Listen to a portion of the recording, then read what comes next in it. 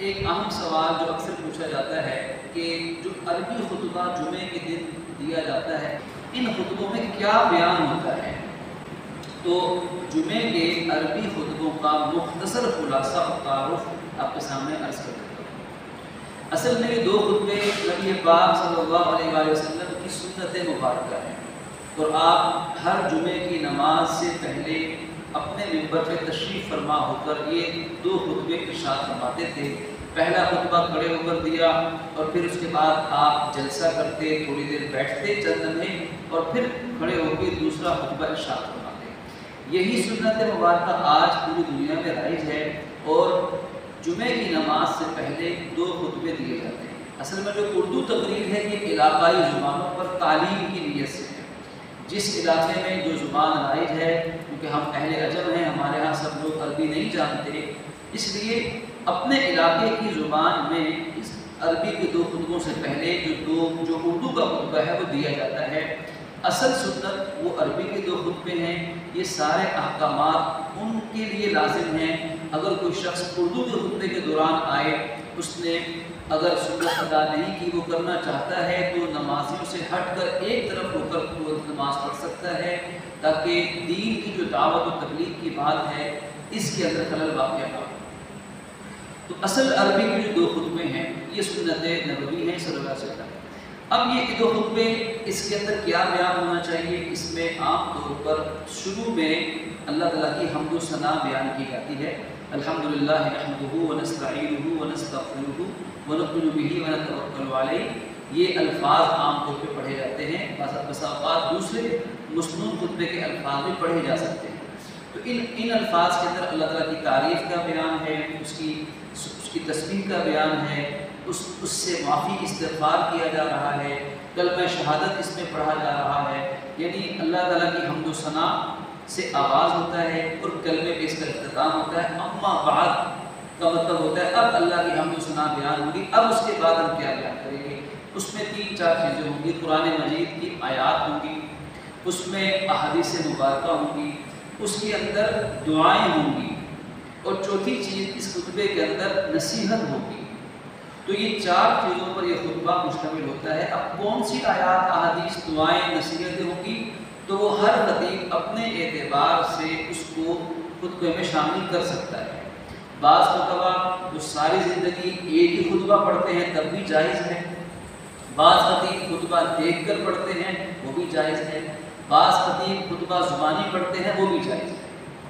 لیکن خطبہ جو ہے وہ اتنا ہونا چاہیے کہ جس میں قرآن کی کوئی سی بھی آیات ہو جائیں، 1-2 احادیث ہو جائیں، کچھ دعائیں ہو جائیں اور کچھ نصیحتیں ہو جائیں۔ تو ان 4 چیزوں پہ جو خطبہ مشتمل ہوگا وہ خطبہ عین سنت کے مطابق ہوگا۔ ہمارے ہاں عام طور پر آپ جو خطبہ سماعت فرماتے ہیں، اس خطبے میں عام طور پہ جو آیات پڑھی جاتی ہیں ان سب کا تذکرہ تو ممکن نہیں ہے، لیکن عام طور پہ ہم خطبے کے اندر یہ آیت پڑھتے کہ اے ایمان والوں، بچاؤ اپنے آپ کو اور اپنے گھر والوں کو جہنم کی آگ سے، جس جہنم کا ایندھن انسان اور پتھر ہوں گے۔ ایک یہ آیت تلاوت کی جاتی ہے۔ آیت ختم نبوت تلاوت کی جاتی ہے کہ محمد تو مردوں میں سے کسی کے والد نہیں لیکن اللہ کے رسول اور آخری نبی ہیں۔ اسی طرح اپنی آخرت کی فکر کے بارے میں آیت سورہ حشر کی آخری رکوع کی آیت پڑھی جاتی ہے کہ اے ایمان والوں، تم اللہ سے ڈرو اور اپنے کل کی فکر کرو کہ تم نے اس کے لیے کیا تیاری کی ہے، اللہ سے ڈرو، بے شک اللہ تمہارے تمام کاموں سے باخبر ہے۔ اسی طرح اسوہ حسنہ کی آیت پڑھی جاتی ہے، اور اسی طریقے سے اے ایمان والوں تم اللہ سے ڈرو اور تمہیں جب بھی موت آئے تو ایمان کی حالت میں موت آئے، اے ایمان والوں پورے کے پورے دین میں داخل ہو جاؤ اور شیطان کی پیروی مت کرو، بے شک وہ تمہارا برا دشمن ہے۔ یہ آیات عام طور پر پڑھی جاتی ہیں، لیکن بعض اوقات آیت تبدیل بھی کی جاتی ہے۔ احادیث مبارکہ میں مشہور حدیث پڑھی جاتی ہے کہ اے علیکم بسنتی وسنت الخلفاء الراشدین، کہ تم سب پر میری سنت پہ عمل کرنا بھی لازم ہے اور میرے خلفاء راشدین 4 خلفاء کی سنت پر عمل کرنا بھی لازم ہے۔ ان کی سنت کو دانتوں کے ساتھ مضبوطی سے پکڑ کر رکھو۔ جمعہ مبارک کے اندر 2 اذانیں اور 1 تکبیر۔ پہلی اذان کا جواب اسی طرح دیا جائے گا جیسے تمام 5 وقت کی اذانوں کا جواب دیا جاتا ہے۔ البتہ جو جمعے کی دوسری اذان ہے یہ اس وقت دی جاتی ہے جب خطیب خطبہ دینے کے لیے، یعنی عربی خطبہ پڑھنے کے لیے ممبر پر بیٹھ چکا ہو۔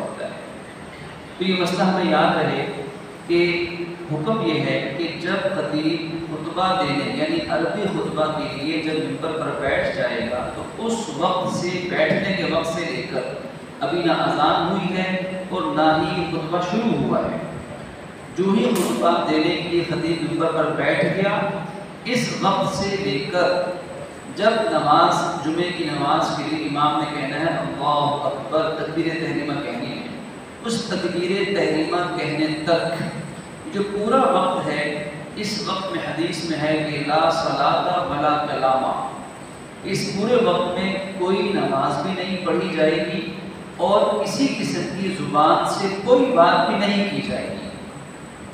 لہذا جو دوسری اذان ہے اور جو تکبیر ہے جمعہ مبارک کی، اس کا جواب زبان سے نہیں دیا جائے گا، پھر کیسے دل ہی دل میں دیا جائے گا؟